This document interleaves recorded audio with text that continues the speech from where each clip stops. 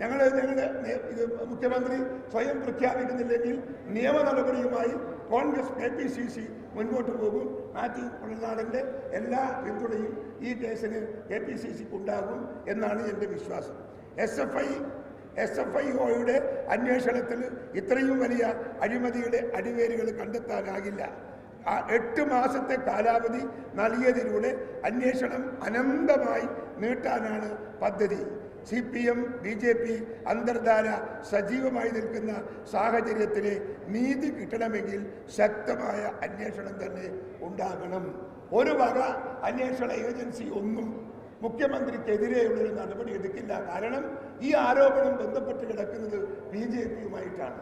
അതുകൊണ്ട് തന്നെ സ്വാഭാവികമായും അന്വേഷണത്തിന് വരുന്ന ഉദ്യോഗസ്ഥൻ താഴെയും മേലെയും നോക്കുമ്പോൾ ഒരു ഭാഗത്ത് ഇടതുപക്ഷമാണ്, മറുഭാഗത്ത് ഭരണകൂടമാണ്, BJPയാണ്. എന്തൊരു തീരുമാനമെടുക്കുമെന്ന് ആശങ്കയും സംശയവും അവരുടെ മനസ്സിലുണ്ടാവുക സ്വാഭാവികമാണ്. 2019 ആദായ നികുതി വകുപ്പിൻ്റെ റെയ്ഡിൽ മാസപ്പടിയെക്കുറിച്ചും 135 കോടിയുടെ കൈമാറ്റത്തെക്കുറിച്ചും വ്യക്തമായ തെളിവ് കിട്ടിയതാണ്. ഇതിൽ 95 കോടിയും PBക്ക് കൈമാറിയെന്നാണ് പിണറായി വിജയൻ പാർട്ടിയിൽ പറഞ്ഞതും പുറത്തു പറഞ്ഞത്. PB പൊളിറ്റ് ബ്യൂറോയിൽ ആ PB പിണറായി വിജയനല്ലാതെ മറ്റാരുമല്ല എന്നത് ഒരു യാഥാർത്ഥ്യമാണ്.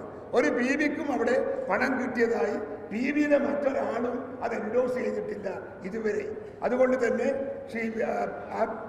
വിജയനല്ലാതെ മറ്റാരുമല്ലെന്ന് കുഴൽനാടൻ്റെ വെളിപ്പെടുത്തൽ വളരെ വ്യക്തമാണ്. PB എന്ന് പറഞ്ഞാൽ അത് പിണറായി വിജയനാണ്. പിണറായി വിജയനാണ് ആ പണം കൊണ്ടുപോയത്. PBക്ക് ആ പണം കിട്ടിയെന്ന് ഞങ്ങൾ ആരും കരുതുന്നില്ല. അതുകൊണ്ട് തന്നെ അന്വേഷണം നടത്തേണ്ടതിൻ്റെ ആവശ്യകത കൂടുകയാണ് എന്ന് ഞാനിവിടെ ഓർമ്മിപ്പിക്കുകയാണ്. തിരഞ്ഞെടുപ്പ് അടുത്തതോടെ സയാമീസ് ഇരട്ടകളെ പോലെ സംസാരിക്കുന്ന 2 നേതാക്കളെ കേരളം കണ്ട് അത്ഭുതം കൂറുകയാണ്. മുഖ്യമന്ത്രി പിണറായി വിജയനും BJP പ്രസിഡന്റ് K. സുരേന്ദ്രനുമാണ്. എന്തൊരൈക്യമാണവർ! എല്ലാ കാര്യത്തിലും അവരിപ്പോൾ ഐക്യപ്പെട്ടു പോകുകയാണ്. കോൺഗ്രസിന് വോട്ട് ചെയ്താൽ അത് BJPക്ക് ചെയ്യുന്നതിന് തുല്യമാണെന്നാണ് പിണറായി വിജയൻ പറയുന്നത്.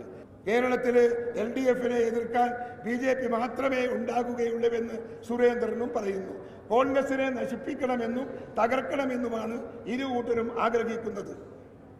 2021 നിയമസഭാ തിരഞ്ഞെടുപ്പ് മുതൽ പ്രവർത്തിച്ചു വരുന്ന ഈ കൂട്ടുകെട്ട് 2024 ലോക്സഭാ തിരഞ്ഞെടുപ്പോടെ കൂടുതൽ സുദൃഢമായിട്ടുണ്ട്.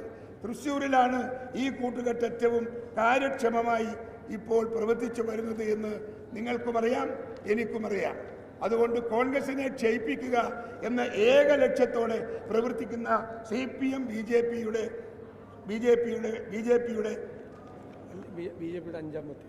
BJPയുടെ അഞ്ചാം പത്തിയാണ് എന്ന് പറയാതിരിക്കാൻ നിർവാഹമില്ല.